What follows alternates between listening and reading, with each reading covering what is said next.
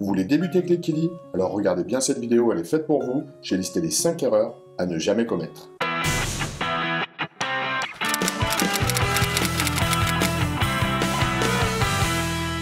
Bon, avant toute chose, je vous souhaite énormément de bonheur avec vos Kili. Ce sont vraiment des poissons merveilleux. Ils ont vraiment des couleurs incroyables, un mode de reproduction passionnant. Et en plus, ce ne sont pas des poissons si difficiles que ça. Par contre, une remarque importante, c'est qu'il existe plus de 1200 espèces de Kili dans le monde, donc ce que je vais vous dire là ne sera pas vrai pour l'ensemble des 1200 espèces, mais pour la majorité d'entre elles.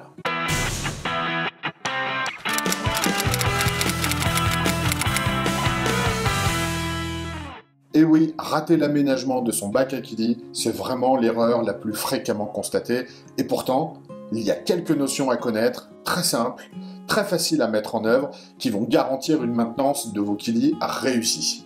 Tout d'abord, je ne recommande absolument pas de maintenir des Kili dans un bac communautaire. Dans un bac communautaire, souvent les poissons ont des besoins différents, il y a une compétition alimentaire, et le Kili n'étant pas un très bon nageur, va se retrouver perdant dans cette compétition. C'est pas vraiment un beau cadeau à lui faire. Deuxièmement, on ne met pas plusieurs espèces de Kili dans le même bac, parce que les Kili ont une fâcheuse tendance à s'hybrider. Ils vont s'hybrider entre espèces, bien sûr, et parfois même entre genres, c'est-à-dire qu'une femelle Fundulopanchax et un mâle Aphyosemion pourront avoir une descendance qui généralement sera stérile, mais en tout cas, c'est pas ça que vous recherchez, j'imagine. Donc, on va bien mettre les Kili en bac spécifique, un bac, une espèce. Votre aquarium pour Kili n'a pas besoin d'être très éclairé, et je dirais même, il ne faut pas trop l'éclairer, pour une raison très simple. Très souvent, les Kili que l'on a dans nos aquariums proviennent de régions tropicales où ils vivent dans des cours d'eau forestiers. Donc ils sont à l'ombre, à l'abri des rayons directs du soleil, et très souvent, les Kili ne vont pas avoir de jolies couleurs lorsqu'ils sont trop éclairés. Il faut donc un éclairage tamisé que l'on peut obtenir de deux façons très faciles. La première, c'est d'avoir une intensité lumineuse assez faible. Donc on ne va pas chercher des grosses rampes LED qui éclairent comme du marin, etc. Ça, c'est surtout à proscrire. Mais il y a une autre solution que je trouve géniale, c'est de mettre des plantes flottantes. Des plantes flottantes, il en existe plein. Alors on va pouvoir citer de la Riccia, qui sera sans doute mon premier choix. On va pouvoir citer des Pistia, de la Salvinia. Donc en plus de tamiser la lumière, ces plantes-là vont être un super refuge pour les alevins, vous allez avoir de la reproduction naturelle, et au-delà d'être un refuge, c'est aussi un garde-manger, parce que très souvent dans ces plantes flottantes se développe une microfaune, vraiment très petite qu'on va pouvoir regarder à la loupe, donc ce sont des infusoires, des paramécites, qui vont servir de première nourriture à vos alevins, donc je recommande vraiment l'utilisation des plantes flottantes. Dans votre aquarium, vous allez aussi mettre des plantes, parce qu'effectivement, les Kili adorent avoir un bac très planté. Un bac très planté, c'est quand on ne voit plus la vitre du fond. Ça, c'est un bon repère. On va pouvoir citer les Alubia, qui sont de très bonnes plantes pour les bacs à Kili, tout ce qui est Microsorium, donc la fougère de Java. Pour moi, la meilleure plante d'un bac à Kili, c'est la mousse de Java, tout simplement. La mousse de Java qui va avoir une croissance plutôt lente, mais une croissance infinie, pas besoin de grosses sources lumineuses, super filtration pour votre bac, et de très bons refuges aussi, soit pour les alevins, soit pour les femelles, soit pour des mâles qui pourraient être dominés, car souvent dans les bacs à Kili va s'instaurer une hiérarchie. Bon, c'est pas un scoop, mais j'imagine que dans votre bac, vous allez mettre de l'eau, mais pas n'importe quelle eau. L'eau du robinet, 9 fois sur 10, ne convient pas. Je dis 9 fois sur 10 parce que selon les régions de France dans lesquelles vous habitez, vous pouvez avoir une eau du robinet tout à fait convenable. Une eau du robinet convenable serait une eau très douce et non chlorée. Mais ça, c'est plutôt rare en France. Il existe plusieurs façons d'obtenir cette eau-là. On va citer l'eau de pluie. Attention, si vous habitez en agglomération urbaine, laissez passer les premières pluies qui sont souvent chargées de particules de pollution. Mais par contre, l'eau de pluie, c'est vraiment de l'eau super douce. Il faut la ramener à température, donc la stocker à l'intérieur, puis vous la mettez telle quelle dans vos bacs à Kili, c'est une super eau. Il peut y aussi y avoir l'eau osmosée qu'on va acheter en animalerie. Attention, vérifiez bien qu'elle soit très douce. C'est pas parce que vous achetez de l'eau osmosée qu'elle est forcément très douce. Toutes les animaleries ne sont pas très sérieuses quand elles vendent de l'eau osmosée. Tous les kiliphiles ont un petit appareil qu'on appelle un conductimètre. Ça vaut 10-15 € sur tous les sites marchands. On le trempe dans l'eau, il vous donne la température et la conductivité de l'eau. Plus la conductivité est faible, moins votre eau est minéralisée, et quelque part meilleure elle est pour vos Kili. On a l'habitude de dire qu'entre 50 et 200 microsiemens, on a une eau de qualité qui va tout à fait convenir pour vos Kili. Pour conserver cette eau très douce, souvent, on ne met pas de sol. On ne met pas du tout, en tout cas, de sol technique ou des choses comme ça qui vont faire remonter la conductivité de votre eau. Moi, j'aime bien utiliser soit du sol complètement neutre, par exemple du quartz, soit pas de fond du tout, ou alors je mets simplement des feuilles de chêne. Les plantes que je vous ai citées auparavant ne sont pas des plantes qui s'enracinent, donc elles ne vont pas puiser les ressources nutritives dans le sol, donc ce n'est pas du tout une obligation de mettre un sol pour vos bacs à Kili. Après, vous pouvez faire ce choix-là qui sera un choix purement esthétique, mais le côté le plus pratique, c'est de ne pas mettre de sol du tout dans votre bac à Kili. Pour la taille du bac, pas besoin d'un très grand bac. Comme je vous l'ai dit tout à l'heure, ce ne sont pas de grands nageurs. Un aquarium de 20-30 litres fera largement l'affaire pour un couple, pour un trio, voire un petit peu plus. Par contre, si vous êtes débutant, attention de ne pas prendre des volumes trop petits. Un aquarium inférieur à 20 litres va être assez instable. Si vous nourrissez trop vos poissons, vous risquez tout simplement de créer une pollution qui sera difficile à contrôler. Donc moi je trouve que 20 litres c'est un minimum pour démarrer, ça va vous donner de très bons résultats et pourquoi pas de la reproduction naturelle. Le facteur important c'est pas la hauteur d'eau, donc préférez des aquariums avec une hauteur plutôt faible et une surface au sol plutôt large. Dernier point concernant l'aménagement de votre bac, c'est pas tout à fait l'aménagement mais c'est la filtration. La bonne nouvelle c'est que les Kili ne sont pas très exigeants sur la qualité de l'eau, donc si elle est un petit peu pauvre en oxygène, si elle est un petit peu chargée en nitrite ou en nitrate, c'est pas très grave pour ces Kili qui, dans la nature, sont souvent confrontés à ce genre de pollution ou de manque d'oxygène. Je recommande malgré tout l'utilisation d'une petite filtration, d'une toute petite filtration, un exhausteur suffira. Il ne faut pas avoir un filtre qui va créer un courant dans l'aquarium, ça va fatiguer vos poissons et c'est complètement optionnel.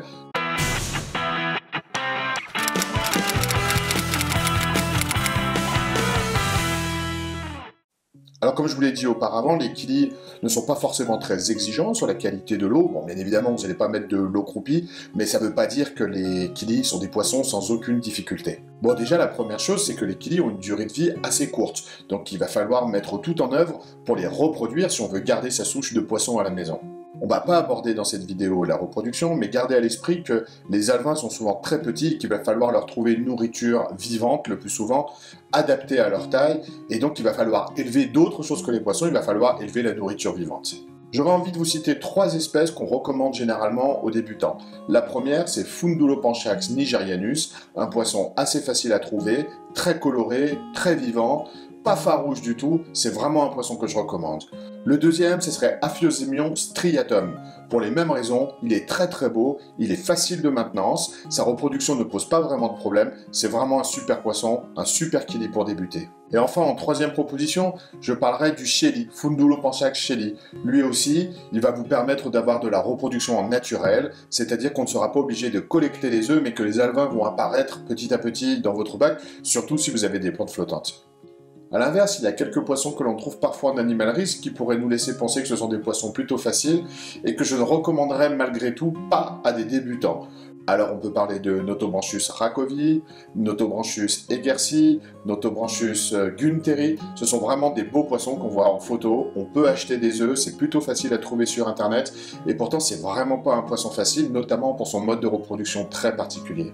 Un autre poisson que je ne recommanderais pas pour débuter, c'est Pseudépiplati annulatus. Sa maintenance, elle n'est pas si compliquée que ça, mais son mode de reproduction lui aussi est un petit peu compliqué, ou plus précisément, les caractéristiques de l'eau pour avoir de la fécondation, pour avoir des œufs fertiles, est plutôt difficile. Il va falloir avoir une eau extrêmement douce que l'on ne trouve pas partout, un bac adapté, beaucoup de plantes de surface. Quand je parle d'eau douce, c'est une eau en dessous des 50 microsiemens, donc c'est pas à la portée de tout le monde.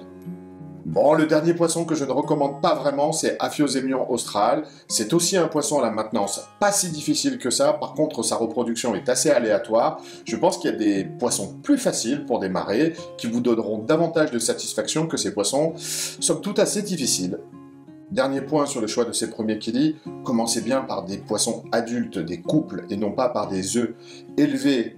Un Kili depuis son stade d'œuf jusqu'à son stade d'alevin puis juvénile adulte, ça c'est vraiment difficile. Il va falloir faire éclore des Noclidartemia, il va falloir avoir une propreté de son eau nickel. Bon, c'est sûr qu'un poisson adulte est vachement plus tolérant, ça va vous donner là aussi beaucoup plus de satisfaction, c'est beaucoup plus simple, et puis vous aurez de quoi contempler votre aquarium tout de suite, c'est vraiment encourageant. Donc ne commencez pas par des œufs, commencez vraiment avec des poissons que l'on vous donnera.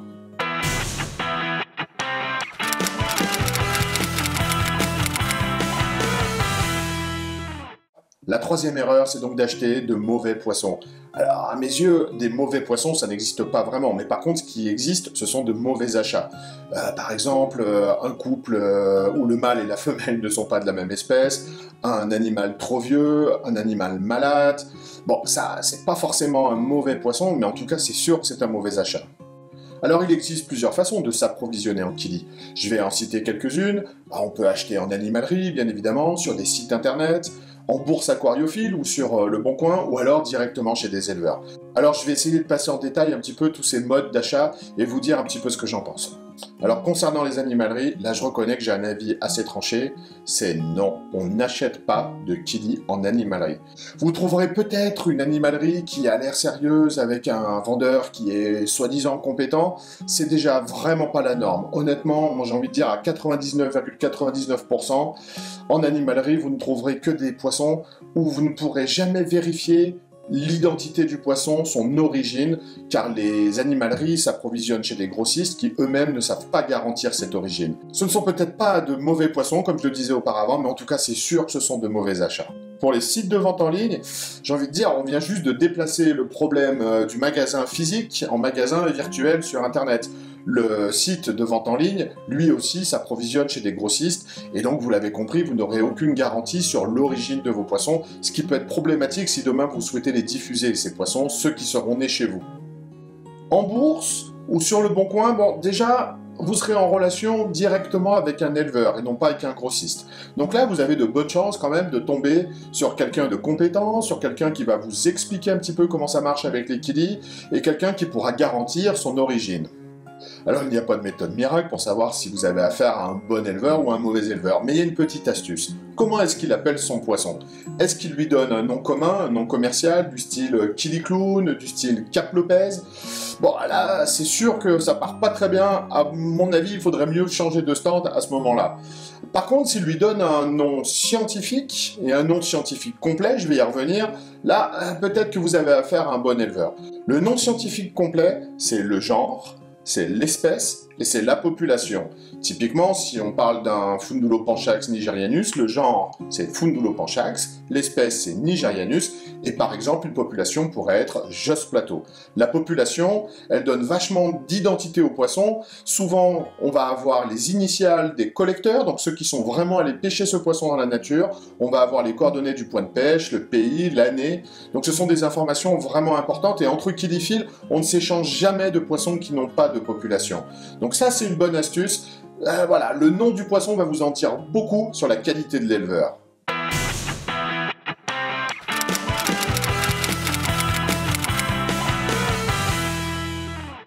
Et ouais, c'est sûr, ça peut être tentant de vouloir mettre des kilis avec des crevettes, parce que les crevettes ont besoin de petits bacs, les kilis ont besoin de petits bacs, et on se dit, tiens, ça pourrait faire un savant mélange.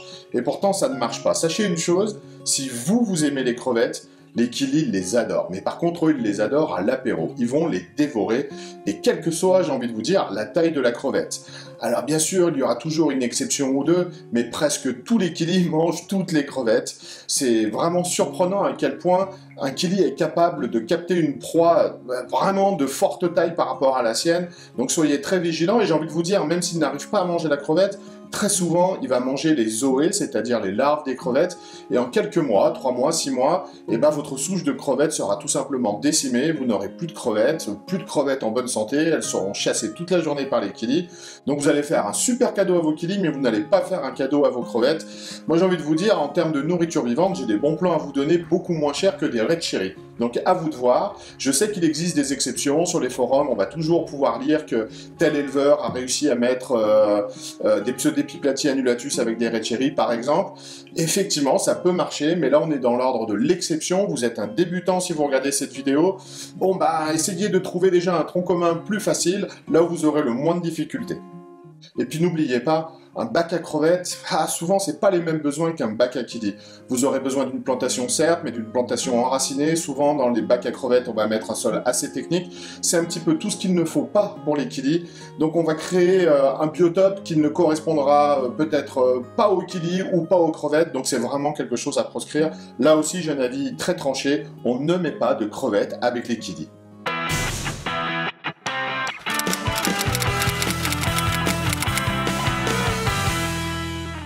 Alors ça veut dire quoi, rester dans son coin? Bah rester dans son coin, c'est facile. Ça veut dire acheter des poissons, les mettre dans son aquarium, les regarder et attendre qu'ils se reproduisent.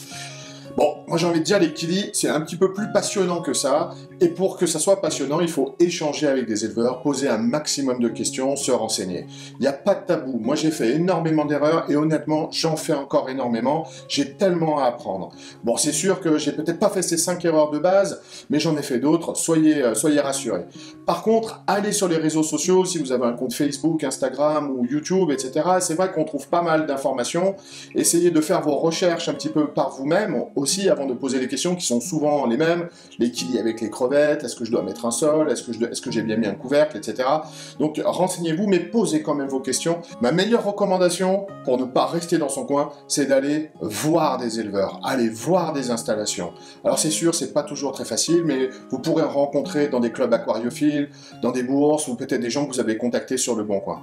Bon, bien évidemment, moi je suis adhérent au Kili Club de France, qu'on appelle le KCF, et on est 350 aujourd'hui en France, éleveurs, et franchement, je pense que chacun de nous, on aime partager notre passion, on ouvre nos portes, on vous fait venir pour voir des bacs à kili, et généralement, on en a pas mal chez nous.